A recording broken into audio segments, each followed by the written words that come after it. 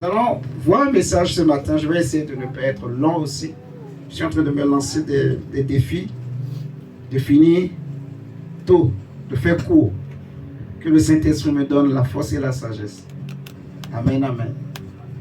Donc, qu'est-ce que nous allons voir ce matin? J'ai écrit le thème au tableau.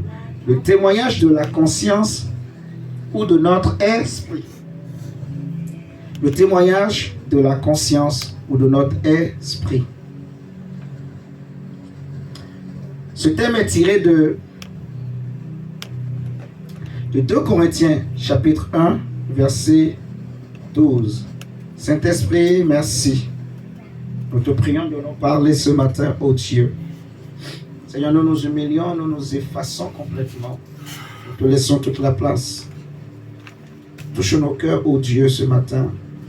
Utilise-nous, Père, au nom de Jésus. Nous prions que toute pensée en ce lieu soit soumise à l'obéissance de Jésus-Christ de Nazareth et que toute la gloire te revienne, Père, au nom de Jésus. Tout ce qui n'est pas de toi, nous les chassons, nous détruisons toute œuvre de l'ennemi au nom de Jésus. Seigneur, merci. 2 Corinthiens chapitre 1, le verset 12. L'apôtre Paul dit: s'il est une chose dont nous pouvons être fiers, c'est le témoignage de notre conscience. Il nous atteste que nous sommes conduits dans le monde, et tout spécialement envers vous, avec la sincérité et la pureté qui viennent de Dieu, en nous fondant non sur une sagesse purement humaine, mais sur la grâce de Dieu. Donc, nous voulons parler du thème, le témoignage de la conscience ou de notre esprit. Paul parle du témoignage de notre conscience.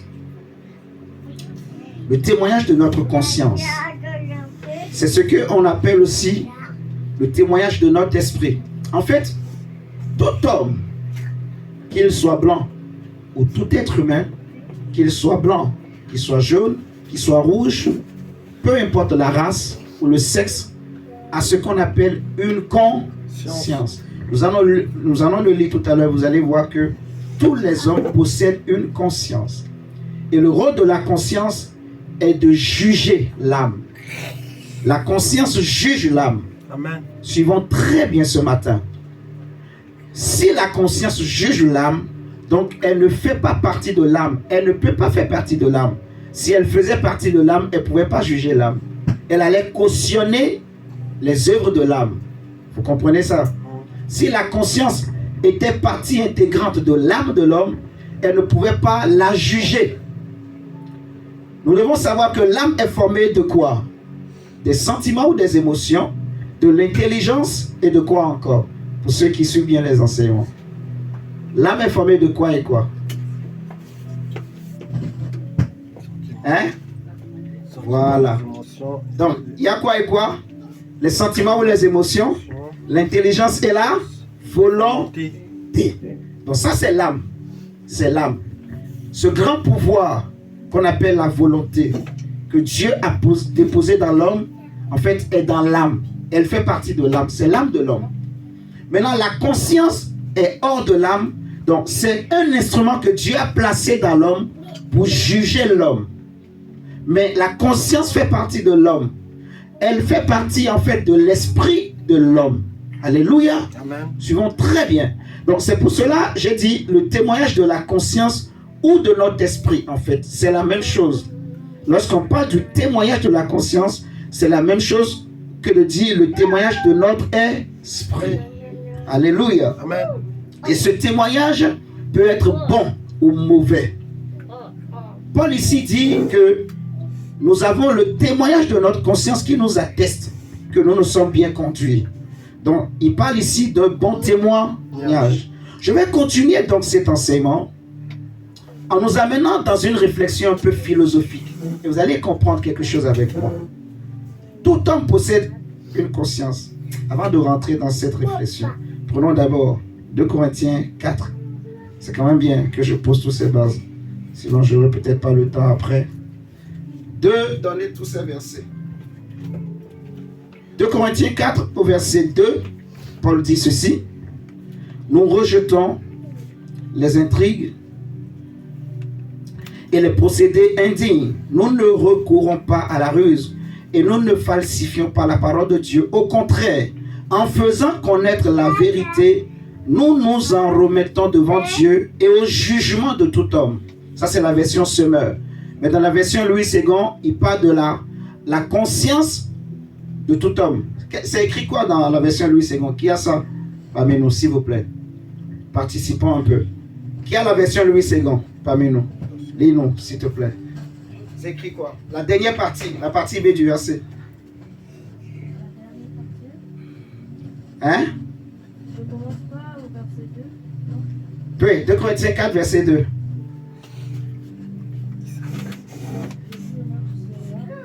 Amen, amen. Nous rejetons les choses honteuses Hein? qui se font en secret. Mhm. Nous n'avons point une conduite astucieuse. Et nous n'affirmons point la parole de Dieu. Amen. Mais en publiant la vérité, Mhm. nous recommandons à toute conscience d'homme devant Dieu. Amen. Voilà, donc ce que je voulais, c'est cette partie B. Il dit, nous nous recommandons à toute conscience d'homme. Amen. Toute conscience d'homme est devant Dieu. Donc, ça nous atteste que tout homme possède une conscience. On va prendre Romains chapitre 2, le verset 12 à 16. Romains 2, verset 12 à 16.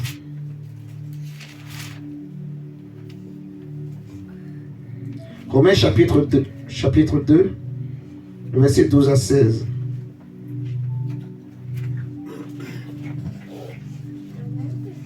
Oh Jésus, Seigneur, nous te bénissons pour ce matin. Romains 2, verset 12 à 16.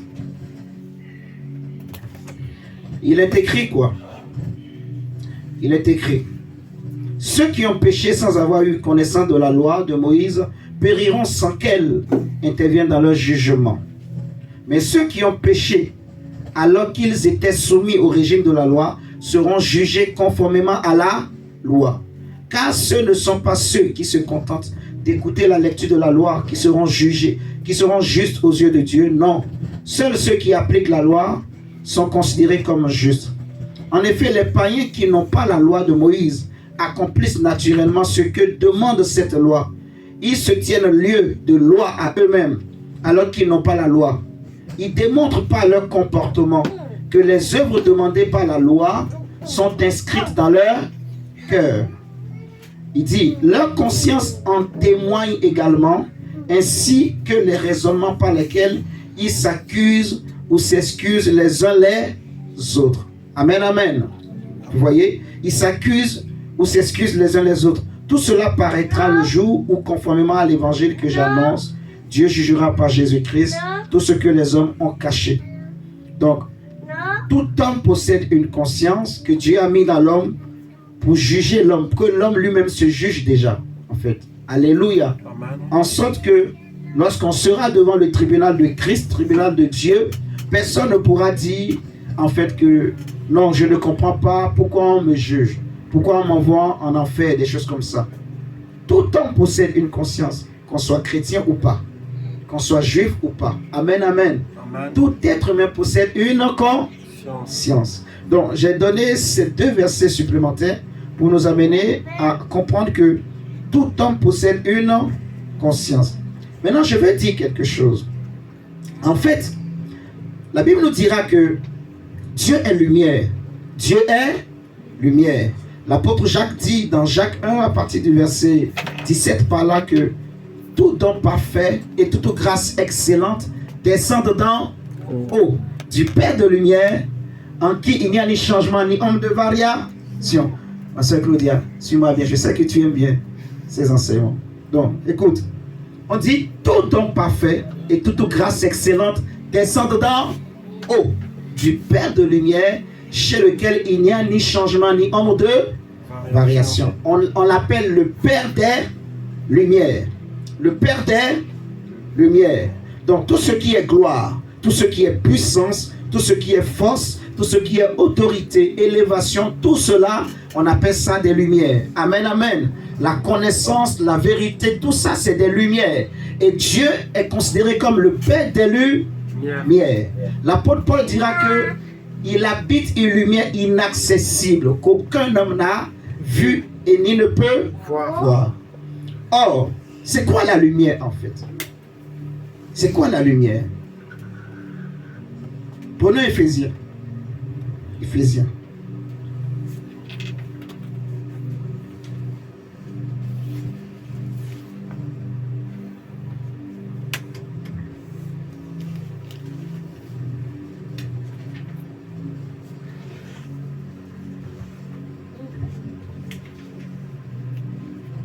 Éphésiens 5, versets 8 à 13.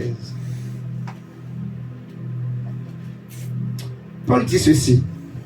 Autrefois, certes, vous apparteniez aux ténèbres, mais à présent, par votre union avec le Seigneur, vous appartenez à la lumière. Ah, ça veut dire que tous ceux qui n'ont pas reçu Christ appartiennent aux ténèbres. Alléluia. L'apôtre Jean dira dans 1 Jean 5, 19 que nous savons que nous sommes de Dieu, mais le monde entier est sous la puissance des ténèbres, la puissance du malin. Donc le monde est dans les ténèbres. Paul dit que autrefois vous étiez ténèbres. Quand je n'avais pas reçu Christ, quand tu n'avais pas reçu Jésus, tu étais dans les ténèbres. J'étais dans les ténèbres. Alléluia. Amen. Nous étions dans les ténèbres. Donc il dit par la suite, mais par notre union avec le Seigneur, vous appartenez à la lumière. Comportez-vous donc comme des enfants de la lumière, car le fruit produit par la lumière, c'est tout ce qui est bon, juste et vrai. Efforcez-vous de discerner ce qui plaît au Seigneur. Ne participez pas aux pratiques stériles que favorisent les ténèbres, mais démasquez-les plutôt. Car tout ce que ces gens-là font en cachette est si honteux qu'on n'ose même pas en parler. Donc les ténèbres, c'est les cachettes, c'est le secret. Les gens qui vivent et qui aiment les ténèbres, ils aiment faire tout en cachette. C'est comme la sorcellerie. La sorcellerie, c'est ce qui est caché. Alléluia. Le diable aime faire les choses en cachette. Il veut t'attaquer, mais il ne veut pas que tu sois conscient, que tu saches qu'il veut t'attaquer. Il veut te détruire, mais il ne veut pas que tu comprennes qu'il veut te détruire. Jésus dit que si le maître d'une maison savait à quelle heure le voleur allait arriver, il allait prendre ses dispositions et protéger sa maison. Alléluia. Donc il dit que le voleur, en parlant du diable, ne vient que pour voler, égorger et détruire. Et nous n'ignorons pas ses desseins. Alléluia. Vous voyez? Donc les ténèbres, c'est tout ce qui est caché. Tout ce que, en fait, il est honteux de dire. Et la lumière, c'est quoi? C'est ce qui est révélé, manifesté. Là où je veux en venir, on va finir la lecture. Et nous allons faire une réflexion ensemble. Il dit, verset 12, car tout ce que ces gens-là font en cachette est si honteux qu'on n'ose même pas en parler. Mais quand ces choses sont démasquées, leur véritable nature paraît à la lumière. Donc, on dit, je peux même arrêter là. Donc, la lumière, c'est ce qui est visible en fait. C'est ce qui n'est pas caché. Donc, si Dieu est lumière, et la lumière, c'est ce qui n'est pas caché. Donc, ça veut dire quoi? Que Dieu n'est pas caché. Je répète. Dieu est lumière.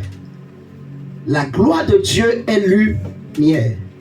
Mais la lumière, c'est ce qui n'est pas caché. Mais les ténèbres, c'est ce qui est caché. Et si Dieu est donc lumière, ça veut dire que Dieu n'est pas en réalité caché. Alléluia. Et c'est ce que j'aimerais que on puisse comprendre ensemble d'abord. En fait, Dieu n'est pas caché aux hommes. Dieu n'est pas caché dans l'univers. Dieu n'est pas caché. La question qu'il faut se poser, pourquoi les hommes n'arrivent pas à voir Dieu, à connaître Dieu? Pourtant, il n'est pas caché. Par sa nature, Dieu n'est pas caché. Romains nous dira dans chapitre 1 que les perfections invisibles de Dieu, sa puissance éternelle se voient comme à l'œil nu. Alléluia. Donc Dieu n'est pas caché. La Bible dit que Celui qui était dans le monde, il est venu dans le monde, il est venu vers les siens, mais les siens ne l'ont pas reçu. Les siens ne l'ont pas accueilli. Alléluia. Amen. Les hommes ont préféré les ténèbres à la lumière parce que leurs œuvres étaient mauvaises. Amen, amen. Donc,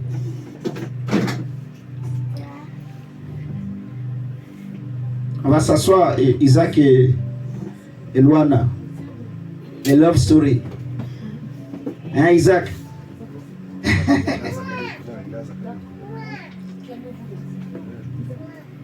Donc, on va dire ceci. Dieu n'est pas caché. Dieu n'est pas caché. Dieu n'est pas caché. Dieu est visible. Dieu est visible. Alléluia. Il n'est pas loin de toi. Il n'est pas loin de moi. Il est à côté de toi. Il est à côté de moi, de chacun de nous. Amen, amen. La puissance de Dieu n'est pas cachée, en fait. Si on comprend qui est Dieu, Dieu n'est pas loin de toi. La gloire de Dieu n'est pas loin de l'homme. La vérité n'est pas loin de l'homme. Le secours de Dieu n'est pas loin de l'homme. Dieu est avec l'homme. Dieu est dans l'univers. Dieu est dans la nature. Alléluia. Dieu est partout. Sa puissance, sa force, sa gloire, son énergie, sa lumière, sa sainteté, sa justice, tout est dans l'univers. Dieu est dans la création. Dieu est avec nous. Dieu est dans le vent qui souffle. L'air que je respire, Dieu est dedans. Alléluia. Quand tu inspires et tu expires, la science va te dire que tu fais une activité. Tu inspires, tu expires. On va dire que c'est les poumons qui travaillent.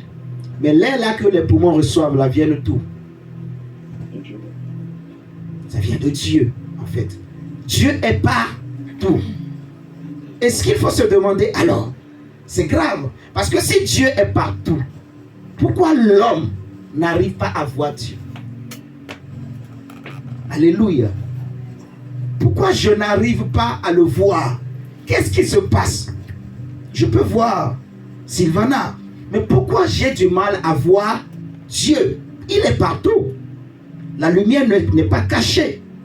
Et Dieu, c'est la véritable lumière. Alléluia.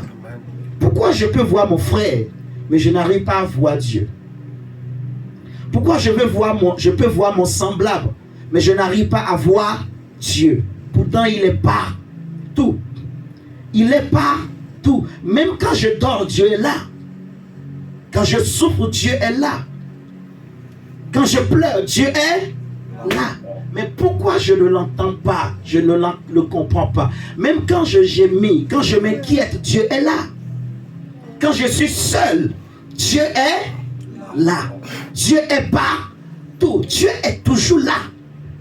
S'il y a une chose qui sera toujours là, même quand la terre passera, s'il y a quelque chose qui demeurera toujours, c'est Dieu.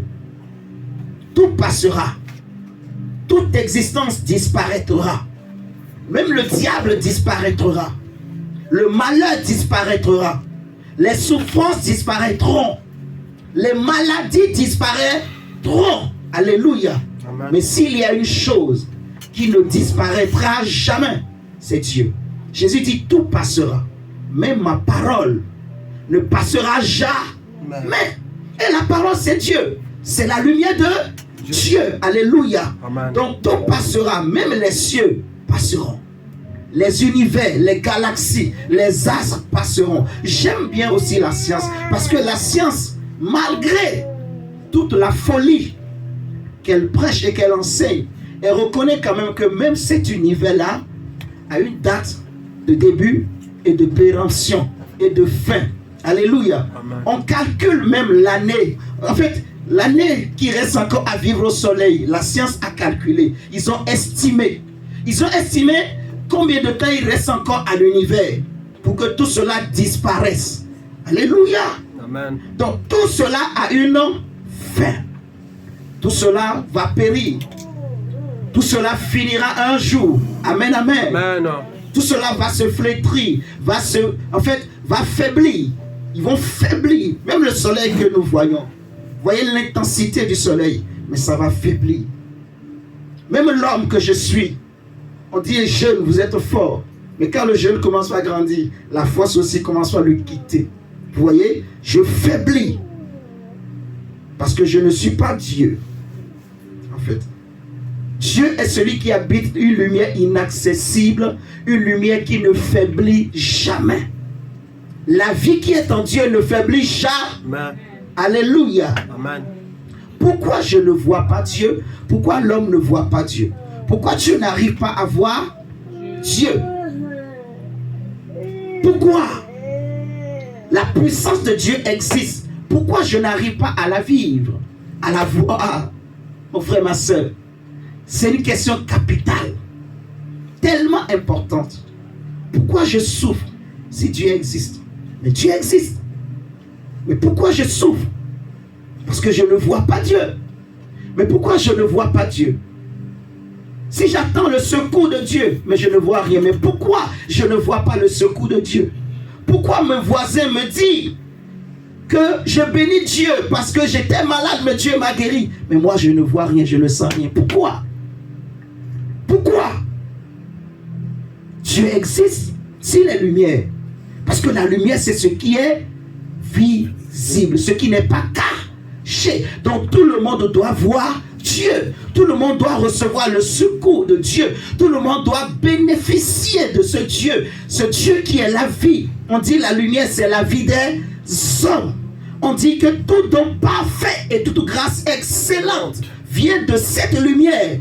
Alléluia. Amen. Tout ce qui est bon vient de lui. Mais pourquoi d'autres n'arrivent pas à bénéficier? Pourquoi même ceux qui en jouissent, ils ne jouissent pas à fond? Pourquoi l'homme n'est pas capable de profiter au maximum de cette présence de Dieu? Dieu est présent dans l'univers. Dieu est présent dans sa création. Mais pourquoi je n'arrive pas à la voir? Alléluia. Amen. Yeah, Jésus. Pourquoi? Pourquoi quand je prends deux familles, il y en a une qui est protégée, mais il y a une autre qui n'arrive pas à être protégée? Pourquoi dans une même famille, tu peux voir un frère qui va témoigner, moi Dieu, mais l'autre va dire, je ne crois pas à Dieu. Pourquoi? Le même Jésus notre maître, il est né dans une famille. Durant toute sa vie, même ses propres frères ne croyaient pas qu'il était Dieu, ne croyaient pas qu'il est fils de Dieu, ne croyaient pas qu'il est le Messie. Mais ils sont tous nés de Marie. Ils ont la même mère biologique. Ils sont frères par Marie, frères et sœurs. Il avait des frères, il avait des sœurs qui de son vivant ne croyaient pas en lui. C'est après sa mort qu'ils ont été convaincus que celui-là, avec qui on dormait et on mangeait, celui qu'on insultait, celui de qui on se moquait, en réalité c'était lui réellement le Mashiach. C'est après sa mort et sa résurrection. Parce qu'après sa résurrection, ils l'ont tous vu. Ils ont vu Jésus non plus avec ce corps physique, mais avec le corps glorieux. Des hommes comme Jude, l'apôtre Jude, qui était le frère direct de Jésus. Pourquoi, Sylvana? Pourquoi les hommes n'arrivent pas à voir Dieu? C'est une réflexion philosophique et dans laquelle je vais t'amener. Que tu comprennes en fait quelque chose ce matin. En fait, Dieu est avec toi. Alléluia. Amen. Dieu est auprès de toi. Et Dieu t'aime. Dieu veut ton bien. Dieu veut ton bonheur. Alléluia. Amen. Dieu veut ta réussite. Dieu veut ton succès. Ce qui veut ton malheur, c'est le mal. C'est le diable. Alléluia. Amen. Dieu ne t'a pas créé pour souffrir. Dieu ne t'a pas créé pour périr. Dieu veut que tu subsistes. Dieu veut que tu réussisses. Dieu veut que tu avances. Alléluia. Amen. Dieu veut que tu sois en bonne santé. Dieu veut que tu te réjouisses, que tu aies la joie, le bonheur, la paix. Oh, que tu connaisses la gloire de Dieu. Alléluia. Amen. Mais ce qui veut que tu souffres, c'est le mal. C'est le diable. Alléluia. Amen. Maintenant, pourquoi les hommes n'arrivent pas à voir Dieu? Pourquoi les hommes n'arrivent pas à voir Dieu, mon frère? Pourquoi? Tu veux savoir? Pourquoi les hommes n'arrivent pas à voir Dieu? Dieu est là. L'apôtre Pierre passe à côté avec l'apôtre Jean devant le paralytique. Il leur dit, donnez-moi une pièce de monnaie. Pierre le regarde. Pierre lui dit, je n'ai ni or, je n'ai ni argent, mais ce que j'ai, je te donne. Au nom de Jésus-Christ, lève-toi et marche. Il ne voulait pas se lever. Il le tient par la main, il le fait lever. Pour ce paralytique, Pierre était devenu Dieu. Les Juifs ont voulu même le célébrer. Les gens se sont assemblés autour d'eux.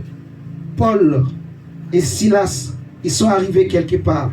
Paul parlait tellement. Et puis il voit un homme dans la foule, un paralytique depuis des années. Paul le regarde. La Bible dit, Paul a vu qu'il avait la foi pour être guéri. Paul lui dit, au nom de Jésus, je te donne, lève-toi. Le paralytique se lève. Les gens ont couru. Ils ont dit, Dieu est venu nous visiter. Ils ont voulu mais prendre Paul, l'amener dans le temple de leur Dieu. Paul a dit, non, je suis un homme comme vous. Seulement je porte Dieu. Je connais la présence de Dieu. Je sais comment attirer, en fait, manifester la présence de Dieu. Alléluia. Amen. Je connais des secrets. Je sais que Dieu est partout. Et je sais comment permettre à Dieu, qui est là, qui est présent, de se manifester. Je sais. Je sais, en fait. Pourquoi l'homme n'arrive pas à voir Dieu? Tout simplement parce que l'homme aime les ténèbres. Les hommes sont dans les ténèbres. Parce que les ténèbres ne supportent pas la lumière. Dès que la lumière arrive quelque part, les ténèbres sont obligées de fuir, de partir. Donc si tu ne veux pas la lumière, tu vas suivre les ténèbres. Je ne sais pas si vous me comprenez. Quand la lumière descend quelque part, les ténèbres fuient. C'est obligé. Les deux ne peuvent pas vivre ensemble, ne peuvent pas rester ensemble. Les ténèbres, c'est ce qui est caché. Les ténèbres ne supportent pas la lumière. Les ténèbres ne peuvent pas demeurer dans la lumière. Alléluia. Amen. Quand la lumière vient, les ténèbres fuient. C'est obligé. Donc si un homme est dans les ténèbres et que la lumière de Dieu vient dans sa vie, cette lumière va révéler, manifester tout ce qui est caché. Parfois tu risques d'avoir honte. Tu vas réaliser que j'étais si sale comme ça. Tu vas te dire, ah, j'étais nu. Tu vas te dire comme Adam et Ève, qui étaient nus mais qui ne savaient pas qu'ils étaient nus. Alléluia. Amen. Tu vas te dire, j'étais aussi méchante. J'étais aussi orgueilleux. J'étais aussi orgueilleuse. J'étais aussi hypocrite.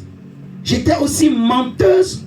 J'étais aussi manipulatrice. Je ne sais pas si vous comprenez. C'est la lumière. Elle te révèle ton vrai état. Elle te révèle ta vraie nature. Elle expose. Quand la lumière vient, rien ne peut rester caché, en fait. Amen, amen. Dans la lumière, rien ne peut être caché. Tout ce qui est mal ne peut rester caché. La lumière vient non pas pour condamner, mais pour exposer les ténèbres. Pour que l'homme se corrige. Tu ne peux pas demeurer dans la lumière et vivre dans les... Enfin, et pratiquer les œuvres des ténèbres. C'est impossible. Donc, pourquoi les hommes n'arrivent pas à voir Dieu? Simplement, pourquoi? La première raison, c'est parce qu'ils aiment les ténèbres. Les gens aiment les ténèbres. Les gens n'aiment pas le bien. En fait, ils te diront qu'ils aiment le bien. Mais dans leur pratique, ils n'aiment pas le bien. Alléluia. Amen. Je te dis la vérité, en fait. Les gens vont te dire qu'ils aiment le bien. Mais dans leur raisonnement, dans les faits, tu te rendras compte qu'ils n'aiment pas le bien. Quand tu hais ton frère, quand tu as de la haine contre ton frère, tu n'es pas dans la lumière. La haine, c'est les ténèbres. Alléluia. La haine, c'est les ténèbres. Tu ne peux pas dire que tu veux que Dieu te bénisse pendant que tu as de la haine dans ton cœur contre ton frère ou ta soeur. Alléluia. Amen. Tu ne peux pas dire que Dieu te bénisse pendant que tu n'as pas de l'amour dans ton cœur. Tu n'aimes pas ton prochain. Tu n'aimes pas ta soeur. Tu n'aimes pas ta frère. Tu n'aimes ton frère plutôt. Tu n'aimes pas la vérité. Alléluia. Tu veux vivre la lumière de Dieu? mais tu ne veux pas pratiquer les œuvres de la lumière. Tu ne peux pas vivre dans le mensonge. Tu ne peux pas avoir une vie de mensonge.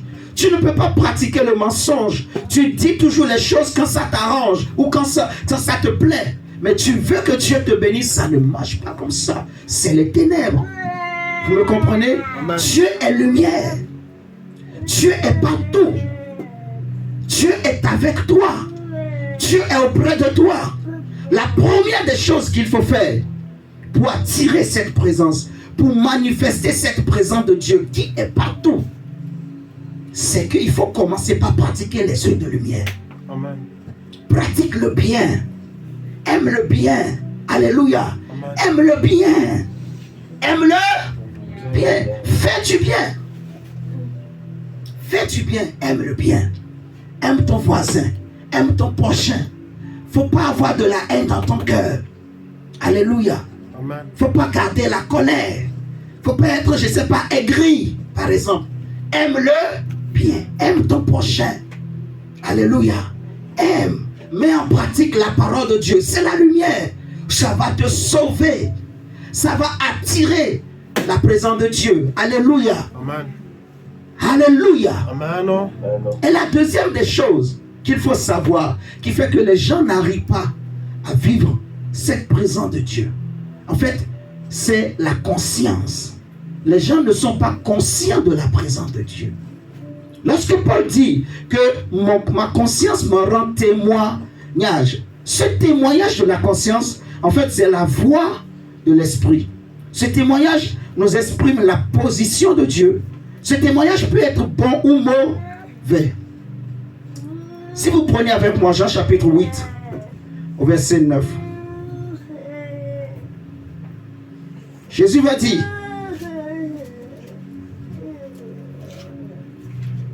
Jean 8 au verset 9.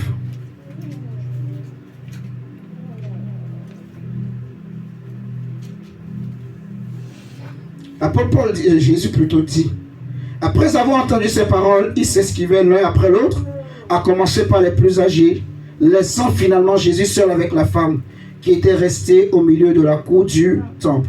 Donc je relis. Après avoir entendu ces paroles, ils s'esquivaient l'un après l'autre, à commencer par les plus âgés, laissant finalement Jésus seul avec la femme qui était restée au milieu de la cour du temple. Lisez-moi la version Louis II, s'il vous plaît. Lis-moi, Sylvana, ta version, s'il te plaît. Jean 8, verset 9. Ils entendirent cela,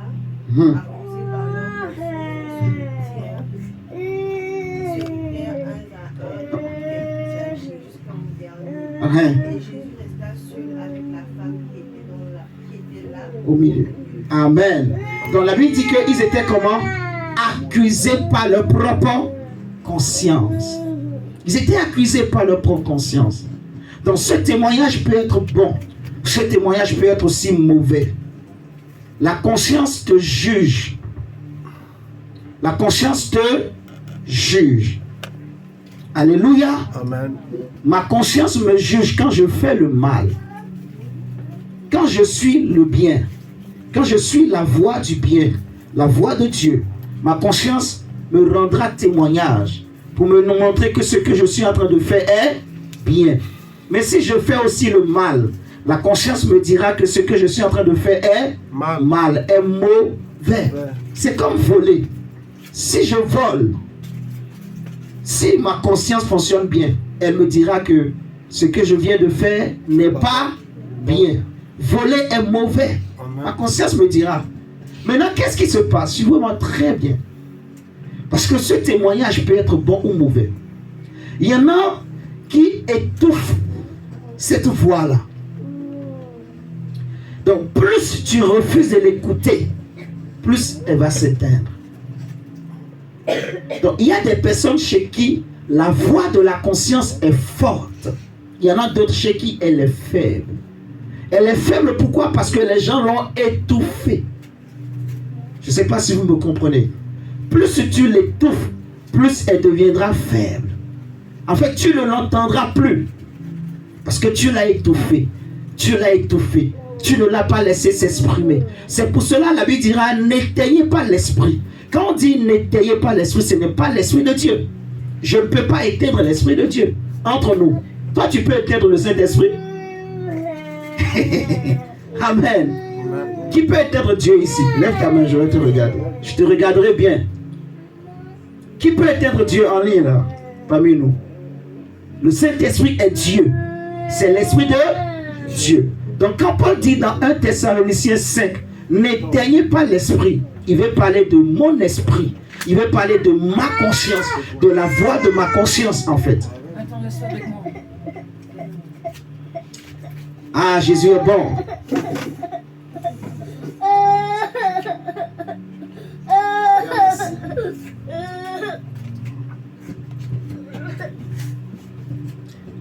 Alléluia. Amen. Amen, amen. Dieu est bon. Donc, il y a des personnes qui rejettent, en fait, la voix de la conscience. On peut choisir de l'écouter ou de le rejeter, le témoignage de la conscience. Chez d'autres, il peut être fort, il peut être faible. C'est en fonction des individus. Et plus tu rejettes le témoignage de ta conscience, il est étouffé et il peut finir par s'éteindre. Vous voyez? Paul va dire, par exemple, dans 1 Timothée 1, verset 19, que certaines personnes, ils ont fait naufrage par rapport à la conscience. Vous voyez? Ils ont fait naufrage. Ils ne peuvent plus voir Dieu. Ils ne peuvent plus entendre Dieu. C'est impossible. Parce que la voix de la conscience est étouffée, est éteinte. Donc, la question qu'il faut se poser, jusqu'à quand je vais étouffer la voix de ma conscience? Jusqu'à quand je vais empêcher ma conscience de parler, de travailler? Tout homme possède une conscience. Pourquoi tu n'entends pas Dieu? Pourquoi tu ne reconnais pas la voix de Dieu? Pourquoi tu ne réalises pas que Dieu t'appelle? Pourquoi tu ne réalises pas que la vie que je mène là, il faut que je l'arrête? Il faut que je change. Pourquoi? Parce que tu as étouffé ta conscience. Et c'est là que les gens deviennent durs. Le cœur s'endurcit. Les gens deviennent insensibles. Alléluia.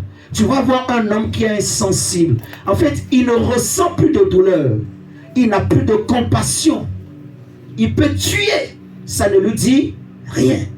Il peut faire le mal. Ça ne lui dit rien. Sa conscience, en fait, il n'entend plus. Elle est toujours là. Mais elle est étouffée. Elle est éteinte. Donc, son esprit devient mort. C'est ce qu'on appelle l'esprit mort. Donc, tous les hommes qui n'ont pas Christ, on dit leur esprit est mort. Pourquoi?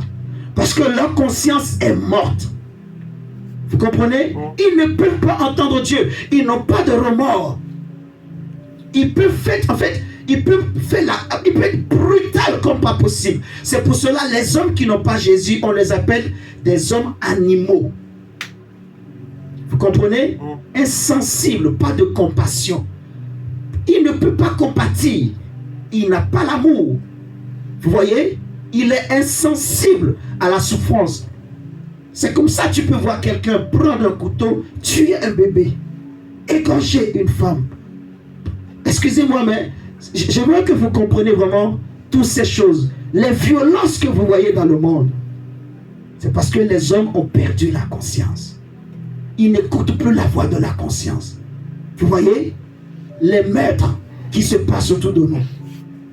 Tous ces banditismes-là que vous voyez. Vous voyez? Même les personnes qui sont au sommet de l'État, qui volent. Le peuple souffre, mais ils s'en foutent. C'est parce qu'il n'y a plus la conscience. Vous voyez? Les hommes ont étouffé.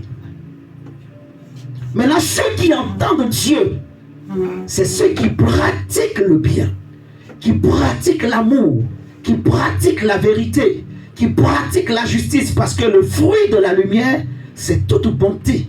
Parce que Dieu est bon, Dieu est amour, Dieu est justice, Dieu est vérité. Vous voyez? Le fruit de la lumière, c'est la bonté, la justice, c'est l'amour, c'est la vérité.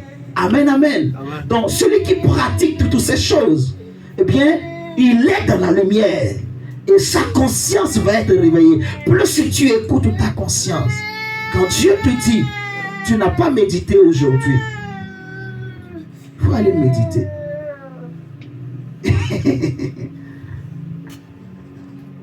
Tu sais qu'il faut que tu pries. Mais pourquoi tu ne pries pas? Est-ce que ça t'est déjà arrivé? Tu sais qu'il faut que tu pries. Tu sais qu'il faut que tu ailles à l'église. Mais pourquoi tu n'y vas pas à l'église? C'est un exemple que je prends pour que l'on comprenne. C'est la conscience qui te dit, il faut que tu ailles prier. En fait, c'est la voix de ton esprit. Donc, la voix de ton esprit te révèle la voix de Dieu, la volonté parfaite de Dieu pour ta vie. Pourquoi les hommes n'entendent plus Dieu? Pourquoi les hommes deviennent insensibles? Ils n'ont plus de conscience. Vous voyez? La Bible dit, n'attristez pas l'esprit. L'esprit de Dieu que Dieu vous a donné, Église, enfant de Dieu. N'attristez pas l'esprit, parce qu'il y a des pratiques qui attristent le Saint-Esprit. Le Saint-Esprit vient réveiller mon esprit quand je donne ma vie à Christ. Et mon esprit et ma conscience sont réveillés. Je suis sensible. Quand je donne ma vie à Christ, qu'est-ce qui se passe? Je me répands d'abord. Je passe par les eaux du baptême. Je passe par la repentance. Alléluia. Amen. Et la repentance, c'est une prise de conscience. Alléluia. Je réalise qui j'étais. Je réalise où j'étais. Je réalise mes mauvaises pratiques. Alléluia. Je réalise que si je meurs aujourd'hui, j'irai en enfer. Je réalise que j'ai péché contre Dieu. J'ai péché contre mon frère. Paul dira que moi qui étais méchant, moi qui étais un brutal, un hypocrite, un orgueilleux, un rebelle, j'ai obtenu miséricorde parce que j'agissais par ignorance. Paul était un homme brutal, un homme violent, méchant. Alléluia. Amen. Mais quand Dieu l'a touché, il a abandonné tout ça. Donc c'est ça la repentance. La repentance, c'est une prise de conscience. C'est un éveil de la conscience. Le Saint-Esprit éveille ta conscience. Le Saint-Esprit te fait prendre conscience que le mal n'est pas bien, que le mal détruit, que tu ne peux pas être sauvé en pratiquant le mal. Tu ne peux pas réussir en pratiquant le mal. Alléluia. Amen. Comme on a vu pendant la veillée, celui qui ne s'appuie pas sur la lumière, peu importe les réalisations qu'il peut obtenir aujourd'hui, tôt ou tard, il va perdre. Ça va périr. Vous comprenez ça, non? Amen. Jusqu'à quand je vais étouffer ma conscience? Il y en a qui étouffent et qui éteignent, qui attristent le Saint-Esprit. Il y a des consciences qu'on appelle bonnes consciences. Il y a des gens qui vivent tellement qu'ils ont aimé Dieu que leur conscience ne leur reproche rien. Tu es convaincu que devant la parole de Dieu, tu vis bien. Est-ce que tu vis bien avec ton mari, avec ta femme? Est-ce que tu vis bien avec tes enfants? Est-ce que devant ton mari, tu peux dire je suis une bonne femme? Est-ce que devant ta femme, tu peux dire que je suis un bon mari? Est-ce que devant tes enfants, en regardant tes enfants dans les yeux, est-ce que tu peux dire je suis un bon père, je suis une bonne mère? Alléluia. Est-ce que devant ta soeur ou ton frère, tu peux dire je suis un bon frère, je suis une bonne soeur, j'aime ma soeur, j'aime mon frère, je veux le bien de ma soeur, je veux le bien de mon frère. Même celui qui n'est pas de ta famille, que Jésus appelle ton prochain, si tu le vois en train d'être détruit par le brigand, Jésus te dit il faut lui porter secours. Est-ce que tu peux dire j'aime mon voisin? Même si je n'aime pas sa façon de se coiffer, j'aime pas sa coiffure. Il y a des choses comme ça. J'aime pas les cils qu'elle met sur les yeux là. J'aime pas son rouge à lèvres. J'aime pas sa chaussure. J'aime pas sa façon de s'habiller. Mais est-ce que tu peux l'aimer au point de lui porter secours, de l'aider? Laisse ta conscience travailler. Alléluia. Amen. Pourquoi étouffer la conscience? Pourquoi étouffer la voix de ta conscience? Il y en a qui attristent le Saint-Esprit, enfant de Dieu. Alléluia. Amen. Il faut qu'on comprenne. En fait, il faut écouter sa conscience. Le meilleur juge, le premier juge, ce n'est pas moi, c'est ta conscience. Alléluia. Amen. C'est ma conscience, elle me juge. Alléluia. Amen. Frère, il y a des consciences qui sont souillées. Vous voyez, Je peux souiller ma conscience. Tu peux souiller ta conscience par les choses que tu regardes, que tu écoutes. On dit les mauvaises compagnies corrompent les bonnes mœurs. Les choses que je pratique, ça souille ma conscience. Et plus je souille ma conscience, elle deviendra faible. Alléluia. Amen. Il y en a qui étouffent la conscience, qui rejettent la voix de la conscience. Frère, prenons Matthieu 6.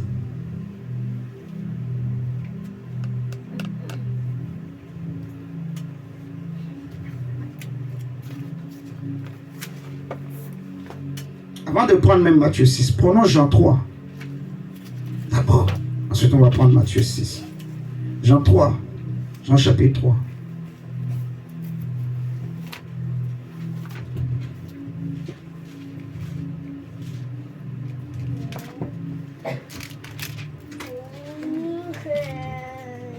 Verset 16, il est écrit.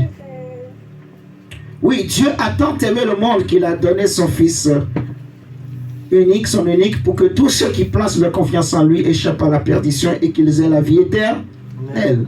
Dieu n'a pas envoyé son Fils dans le monde pour condamner le monde.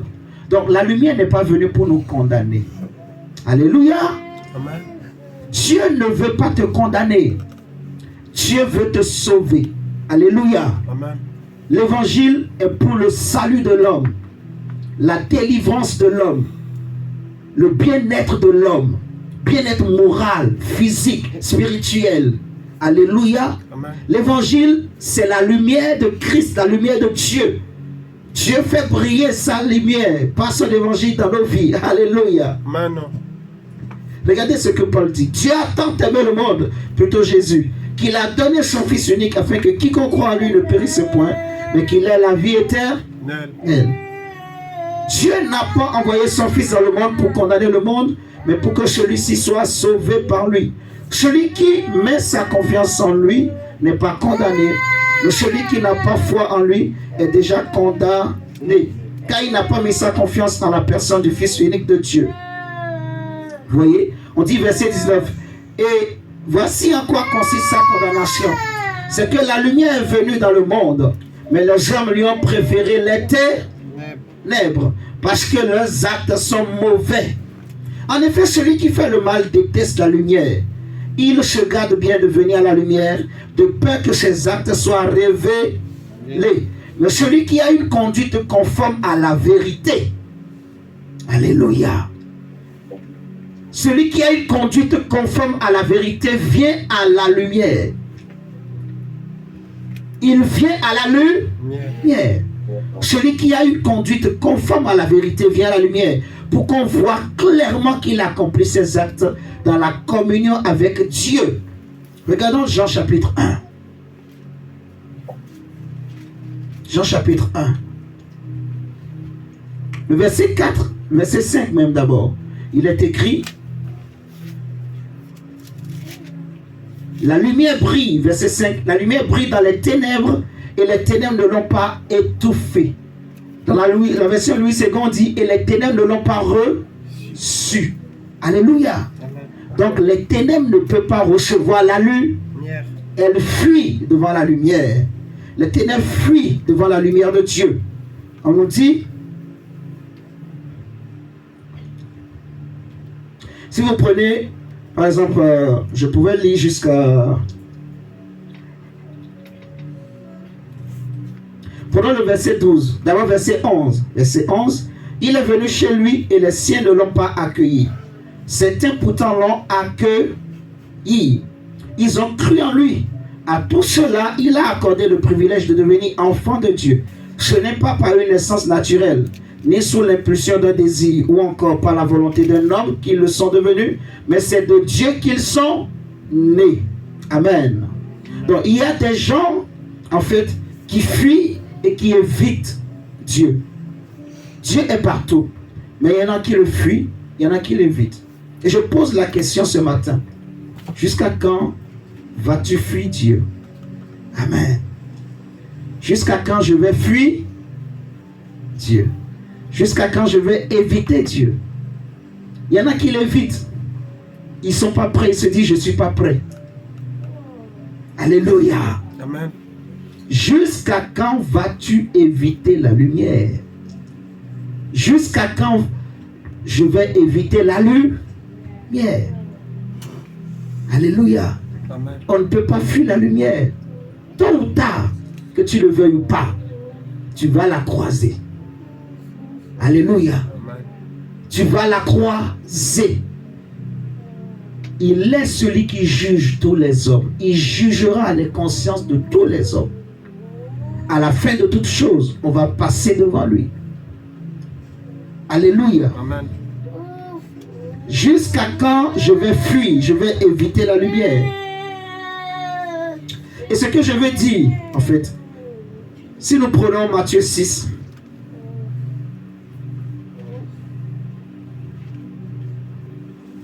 toi qui as donné ta vie à Christ, sache que tu possèdes en toi la lumière de Dieu. Ok? Tu as la lumière en toi. Ne l'étouffe pas. N'étouffe pas ta conscience. Amen. Amen. Tu portes la lumière de Dieu en toi. Tu portes un trésor. Souvent, on lit ce verset-là dans le psaume 63 qui dit « Ta bonté vaut mieux que la vie. » Ta bonté vaut mieux que la vie. Et quand on réfléchit, ça veut dire que la bonté de Dieu est préférable à la vie. Alléluia, c'est fort, hein?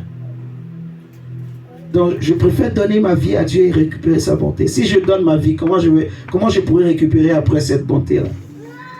C'est des questions qu'il faut se poser. Comment ça va se faire? Comment ça se passe? On dit, ta bonté vaut mieux que la vie. Ce n'est pas pour rien, mon frère. Si tu es devenu chrétien ou enfant de Dieu, ce n'est pas un mérite. Alléluia. Amen. Ce n'est pas un mérite. Tu n'as rien fait, je n'ai rien fait. C'est une pure grâce de Dieu. C'est la pure bonté de Dieu. La bonté de Dieu vaut mieux que la vie. Regardons Matthieu 6, ce que la Bible nous dit. Ah, Seigneur Jésus-Christ. Seigneur, nous t'aimons tellement, Père. Merci pour ta présence parmi nous. Merci, Seigneur, pour les enfants que tu as donnés. Merci, Seigneur, nous te bénissons. Est-ce qu'on peut acclamer le Seigneur? Amen, amen. Acclame le Seigneur, acclame le Seigneur. Acclame bien Dieu, acclame bien Dieu. Acclame-le bien, acclame-le bien, acclame-le bien. Tu as vu Isaac, on acclame Dieu pour toi. Amen, amen. Acclame, acclame, acclame, acclame, acclame, acclame, acclame le Seigneur. Acclame Dieu. Oui. C'est aussi un futur serviteur de Dieu. Amen. Un futur évangéliste. Amen. Amen. Un futur apôtre. Amen. Un homme riche Alléluia. qui sera tellement doux avec les femmes. Amen, amen. Amen. Oui. Il sera un grand homme. Donc on est content parce qu'il grandit dans la lumière. Il grandit dans l'église. Il entend. Peut-être pour nous, on peut penser qu'il n'entend rien. Il entend. Alléluia. Amen. Ça rentre dans sa conscience. Chaque fois qu'il est au milieu de nous, lui aussi, il écoute. Même les murs entendent la voix de Dieu. Alléluia. Amen. Même s'il fait ah, il entend. Amen, amen. Amen. Il entend. Tout ce qui existe entend la voix de Dieu. C'est juste la vraie question qu'il faut se poser. Les oiseaux entendent bien Dieu. Les animaux, le vent entend Dieu. Mais c'est les hommes qui ont perdu la conscience. C'est les hommes. Regardons Matthieu 6, ce que Jésus dit. Verset 21 à 23. Car là où est ton trésor, là sera aussi ton cœur. Donc retenez bien, on dit là où est ton trésor, là aussi sera ton cœur. Les yeux sont comme une lampe pour le corps. Si donc tes yeux sont en bon état, ton corps entier jouira de la lumière. Mais si tes yeux sont malades, tout ton corps sera plongé dans l'obscurité. Si donc la lumière qui est en toi est obscurcie, dans quelle ténèbres profondes te trouveras-tu? Amen, amen. Amen. Donc, est-ce que tu connais que tu portes en toi un trésor? On dit là où est ton trésor, là aussi sera ton cœur. Et tu portes en toi un trésor. Tu portes en toi un trésor. Ce trésor-là vaut mieux que tout. Ce trésor vaut mieux que la vie que ce monde peut te donner. Ce trésor vaut mieux que toutes les gloires que ce monde peut te donner. Alléluia. Amen. Ce trésor vaut mieux que ce monde. Jésus dit que c'est-il un homme de gagner ce monde s'il perdait son âme? Alléluia. Amen. Ce trésor, c'est quoi? C'est Jésus. C'est la lumière de Dieu qui est en toi. C'est un trésor que tu portes dans ton cœur. C'est la bonté de Dieu, la grâce de Dieu. Amen. C'est un trésor qui ne peut flétrir, qui ne peut se souiller, qui ne peut être détruit. La bonté de Dieu est sur ta vie. Alléluia. Dieu veut que tu comprennes, mon frère, ma soeur, qu'il t'aime, qu'il est bon pour toi. Alléluia. Et que tu dois pratiquer la vérité, pratiquer les œuvres de la lumière. Laisse ta conscience te juger ou te défendre, t'accuser ou t'excuser, ainsi de suite. Alléluia. Laisse ta conscience, en fait, écoute. Quand la conscience te dit, calme-toi, calme-toi. Ça ne sert à rien de chercher des problèmes, des polémiques. Ça sert à... Alléluia. Frère, j'aime beaucoup ces exemples-là. Même les prophètes sont tous morts. Mais ils étaient puissants.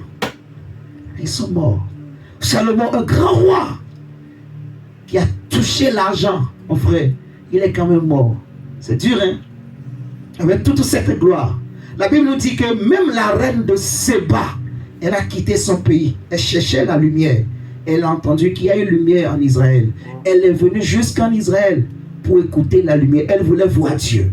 La reine de Séba. Elle cherchait cette lumière pour qui? Pour elle-même et sa famille et son peuple. Alléluia. Elle a cherché la lumière.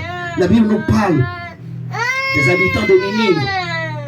Jonas est parti. Il a dit, repentez-vous sinon Dieu va vous détruire. Ils se sont tous repentis. Ils ont écouté la conscience. Même les rois ont pris le sac. Même les animaux, les chiens ont jeûné. La conscience. Ils ont écouté. Le même Dieu qui avait dit, je vais vous détruire. Quand ils ont écouté leur conscience, Dieu s'est repenti. Je ne vais plus les détruire. Alléluia. Amen. Parce que ce que Dieu veut, ce n'est pas la mort du pécheur, mais c'est que le pécheur se repente et soit sauvé. Amen. Alléluia. Amen. Dieu veut que nous soyons sauvés. Amen. Dieu aime l'homme. Dieu t'aime tel que tu es. Alléluia. Amen. Pourquoi tu n'arrives pas à connaître Dieu? C'est parce que tu ne laisses pas ta conscience. Elle te parle. Ta conscience, ce n'est pas ton raisonnement. Le raisonnement, c'est l'âme. Et la conscience juge l'âme. Alléluia. Amen. Tout ce que le monde te dit, Dieu n'existe pas. Dieu est ceci. Dieu n'existe pas. Non, c'est l'homme qui a amené la religion. C'est les blancs qui ont amené la religion. Tout ça, c'est des mensonges. C'est des people. Alléluia. Amen. Nous allons terminer par là. Que tu portes en toi une conscience. Prenons Psaume 63. Nous allons lire et nous allons prier le Seigneur.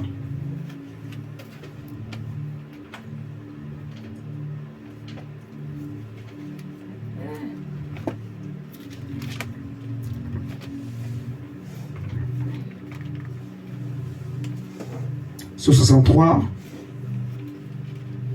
le verset 3 et 4. Et verset 3 à 9. Verset 4 plutôt à 9. Psaume 63. La Bible dit, car ton amour vaut bien que la vie. Aussi mes lèvres chantent sans cesse tes louanges. Oui, je veux te bénir tout au long de ma vie. Je lèverai les mains pour m'adresser à toi. Mon cœur sera comblé comme en un bon festin. Le corps sera sasi de mes grâces succulents. Et je crierai de joie en disant tes louanges. Lorsque je suis couché, mes pensées vont vers toi. Je médite sur toi tout au long de la nuit. Oui, tu m'accordes ton secours. Je suis dans l'allégresse à l'ombre de tes ailes. Et je demeure attaché fidèlement à toi. De ta main agissante, tu me soutiens. Vous voyez, le verset 4 dit, ton amour vaut bien que la vie. Vaut bien mieux que la vie. Dieu est bon. Alléluia. Amen. Tu vas prier le Seigneur pour dire, Seigneur, je prie que tu me donnes une bonne conscience. Que ton sang, Jésus, purifie ma conscience de toute œuvre morte, de toute mauvaise conscience, de tout ce qui a souillé ma conscience. Tu vas dire, Seigneur, je ne veux pas que ma conscience soit éteinte. Je ne veux pas éteindre la voix de ma conscience, le témoignage de ma conscience. La Bible dira dans Romains 8 que le Saint-Esprit rend témoignage à notre esprit. Est-ce que tu peux élever la voix là où tu es et faire cette prière à Dieu pour dire, Seigneur, je sais aussi que je verrai ta bonté. Je crois que tu es bon, tu m'aimes, tu aimes ma famille. Je le sais, je le crois. Au nom de Jésus. Fais cette prière à Dieu au nom de Jésus. Et je prie aussi que Dieu t'accorde une bonne conscience. Que le Seigneur lave ta conscience. Que le Seigneur lave ta vie. Que tu marches devant Dieu avec une bonne conscience au nom de Jésus. Que tu marches devant Dieu avec une conscience sans reproche. Je prie que tu n'étouffes pas la voix de ta conscience. Je prie que le Seigneur réveille, que le Seigneur amène un éveil de conscience en toi. Je prie que le Seigneur réveille ta conscience au nom de Jésus. Je prie que le Seigneur transforme ta conscience, purifie ta conscience au nom de Jésus. Est-ce que tu peux élever la voix et prier le Seigneur avec nous ce matin? Que le Seigneur répande sa bonté sur ta maison. Que le Seigneur répande sa bonté sur ta famille. Que le Seigneur répande sa bonté sur ton foyer. Que le Seigneur répande sa bonté sur ta vie. Que le Seigneur répande sa bonté sur toi. Que Dieu ouvre de grandes portes pour tes activités. Que Dieu ouvre de grandes portes pour ton travail. Que le Seigneur bénisse ta famille à cause de sa bonté. Que le Seigneur bénisse tes voies à cause de sa bonté. Que le Seigneur bénisse le fruit de tes mains. Que le Seigneur bénisse ton âme à cause de sa bonté. Que Dieu réveille ta conscience. Que tu écoutes le jugement de ta conscience. Que ta conscience puisse juger ton âme. Que ta conscience puisse juger ton âme pour l'amener à la repentance. Prie le Seigneur de réveiller ta conscience. Prie le Seigneur pour demander, Seigneur, je ne veux plus étouffer la voix de ma conscience. Je ne veux pas étouffer le témoignage de ma conscience, oh Dieu. Je te prie, Seigneur Dieu, Papa, que ma conscience ne soit pas étouffée. Seigneur, je t'en supplie, Adonai. Elohim, renouvelle, Seigneur Dieu. Papa, donne-moi une bonne conscience, éternel Dieu. Yahweh, donne-moi une bonne conscience, éternelle de gloire. Jésus-Christ, je t'en supplie, Papa. Yahweh, je vais t'écouter, Seigneur Dieu. Yahweh, je vais écouter ta voix, Seigneur. Père, donne-moi une bonne conscience, éternelle. Oh, Rabababa, Shanda, Karaba, Soto. Oh, Shekere, Bere, Bere, Bere, Bere, Bere, Bere, Bere. Shanda, Rababa, Karaba, Soto. Seigneur, merci de réveiller la conscience. Réveille la conscience de mon frère, de ma soeur, oh Dieu. Réveille la conscience, Seigneur Jésus, de ton Église. Seigneur, nous prions ce matin que tu réveilles la conscience. Nous prions, Seigneur, que tu réveilles le témoignage de la conscience. Seigneur, là où la conscience était étouffée, que tu enlèves, Seigneur, cet étouffement. Que, Seigneur, la conscience soit réveillée. Que, Seigneur, la conscience soit réveillée. Seigneur, je veux être conscient de ta présence. Je veux être conscient de ta puissance. Je veux être conscient de ton amour. Je veux être conscient de ta vérité. Je veux être conscient de ta justice. Je veux être conscient de ta sainteté. Prie le Seigneur pour dire, Seigneur, je veux être conscient que Dieu, tu es là. Je veux être conscient que tu es là. Je veux être conscient que tu es là. Si je sais que tu es là, je vais changer mes attitudes. Si je sais que Dieu est là, je vais contrôler mon comportement. Si je sais que Dieu est là, si je sais que Dieu me voit, je ne pécherai plus parce que je saurai que Dieu me voit. Je saurai que Dieu me regarde. Prie le Seigneur pour dire, je veux être conscient de ta présence. Seigneur, réveille ma conscience ce matin. Seigneur, réveille ma conscience, oh Dieu, ce matin. Seigneur, réveille ma conscience ce matin. Seigneur, réveille ma conscience ce matin. Oh Dieu, réveille ma conscience. Oh Dieu, réveille ma conscience. Oh Dieu, réveille ma conscience. Dieu. Réveille ma conscience éternelle de gloire, Papa. Oh Seigneur Dieu, réveille la conscience. Amen, amen, amen. Au nom de Jésus, amen. Au nom